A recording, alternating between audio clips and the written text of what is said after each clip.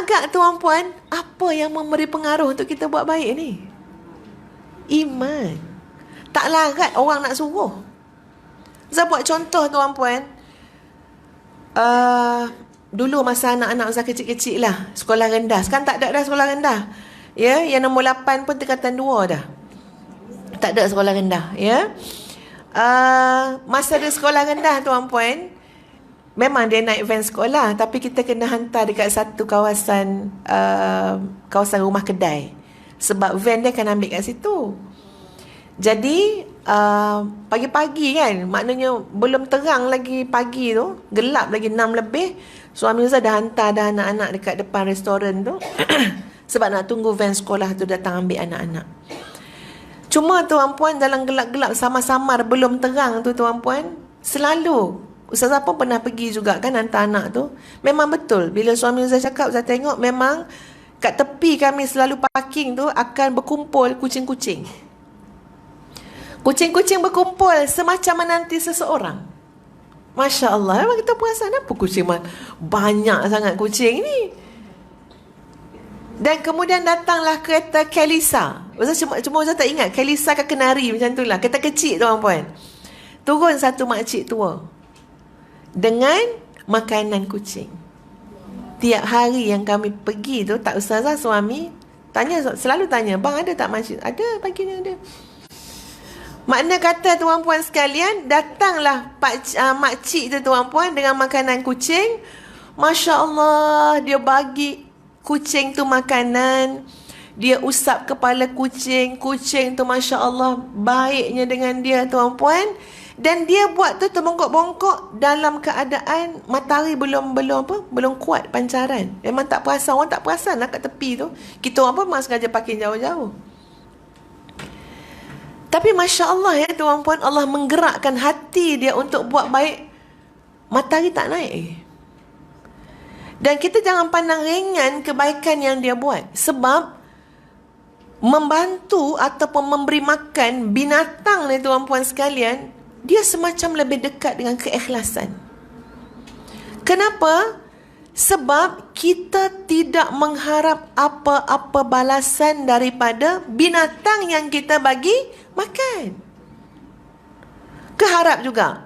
Cakaplah terima kasih. Sampai bila pun dia tak akan cakap terima kasih. Tak ada apa-apa. Kucing orang, bukan kucing kita. Tak tahu datang daripada mana. Dan tak ada pula makcik tu nampak selfie yang kucing-kucing tu hantar kat Instagram. Itu pun satu hal juga, penyakit juga. Semua benda baik nak kena selfie. Sikit-sikit bolehlah. Kita mungkin boleh bagi alasan nak didik masyarakat. Tapi kita kena hati-hati juga. Kena ada simpanan amalan kita yang rahsia. Biar hanya jadi antara kita dengan Allah Subhanahu Wa Taala. Andai kata boleh kita educate dengan tidak mengatakan kita yang buat, sila guna dulu kaedah tu. Sebab mengatakan kita yang buat ambil gambar apa semua ni, bahaya juga kepada hati kita. Hati ni tempat mana? Tempat duduknya iman. Tempat duduknya iman. Anda dalam hati tu banyak riaknya, banyak sum'ahnya, banyak ujubnya, nanti iman juga tak boleh duduk dalam tu. Dalam hati yang berpenyakit, rosak iman. Jadi tuan-puan, Masya Allah, tabarakallah, sampai hari ni kami pun tak tahu siapa nama makcik tu. Ya, tak ingat pun secara jelas muka makcik tu. Tapi di sisi Allah Subhanahu Wa Taala, itu bukan satu benda yang ringan tuan-puan sekalian. Di tengah-tengah orang tak ambil tahu pun pasal kucing-kucing yang banyak tu tuan-puan sekalian, dia bagi makan. Ya. Soalannya adalah tuan-puan, bentuk-bentuk kebaikan yang seperti ini selalunya bagi orang Islam, ya, bagi orang beriman, ini dicetuskan oleh kekuatan iman kepada Allah dan hari akhirat. Kekuatan iman kepada Allah, hari akhirat, kepada Nabi, kepada para Rasul, kepada kitab, ya, kepada qada dan qadar. Itulah rukun iman. Itu sangat Masya Allah menjadikan kita insan yang lebih baik lagi daripada sebelumnya. Sebab itu sahabat-sahabat sekalian, ya, Ustazah sebutkan dulu kenyataan-kenyataan tentang soal iman ni biar kita faham. Pertama sekali adalah macam yang telah disebutkan tadi, iman ini adalah keyakinan yang bertempat dalam hati manusia, tetapi boleh nampak iman tu kenapa? Sebab dia beri pengaruh pada perkataan dia, beri pengaruh pada tindakan dia, beri pengaruh pada cara sudut berfikir dia, beri pengaruh kepada seluruh aktiviti harian dia. Memang iman kat sini, tengok aktiviti dia. Aktiviti orang beriman dengan tak beriman berbeza. Memang iman kat sini, tapi cuba dengar perkataan dia. Perkataan orang beriman dengan tak beriman adalah berbeza. Jadi, Masya Allah tuan-puan sekalian, seolah-olahnya kehidupan yang sedang kita jalani ini, sahabat-sahabat sekalian, adalah cerminan kepada iman. Cerminan kepada iman.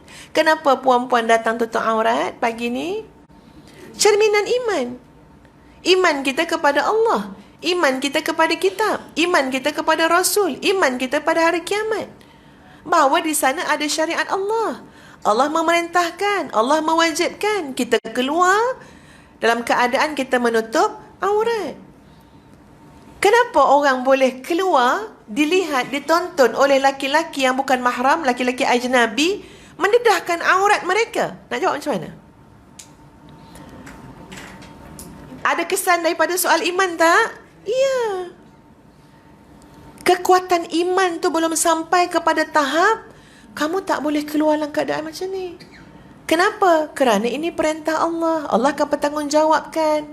Sampai hari kiamat akan ditanya oleh Allah Subhanahu Wa Taala. Tapi keimanan tu belum sampai tahap maknanya boleh melakukan perbuatan-perbuatan yang Allah perintahkan tadi.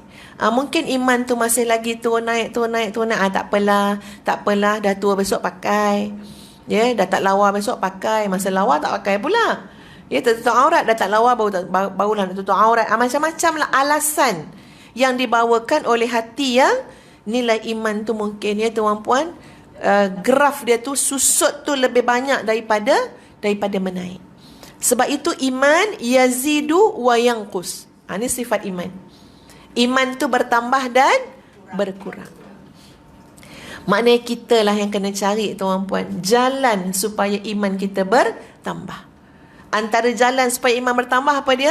Kita datang majlis-majlis, mendengar nasihat, mendengar tunjuk ajar, mendengar teguran, itu akan menambahkan iman. Baca Al-Quran akan menambahkan iman. Tadabbur Al-Quran menambahkan iman. Melihat apa yang berlaku di alam ini tuan-puan, ambil pengajaran, iktibar, akan menambahkan iman. Tuan-puan tengok peristiwa yang berlaku di Turki dan Syria. Ya, gempa bumi yang Masya Allah tuan-puan. Kalau kita duduk fikir betul-betul, cuba hayati, memang yalah, nak kata macam mana, la yukallifullahu nafsan illa wus'aha. Allah tidak menimpakan beban kepada seseorang kecuali pada kadar yang mampu ditanggung. Tapi kita kena ingat, itu bukan ujian mereka saja, itu ujian untuk kita juga. Keprihatinan kita tuan-puan, tak cukup hanya negara Turki je nak urus masalah tu. Tak cukup.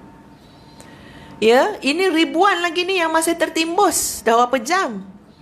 Baik anak-anak, baik orang tua, tuan-puan, lelaki, perempuan. Ya. Kehilangan harta benda, kehilangan nyawa.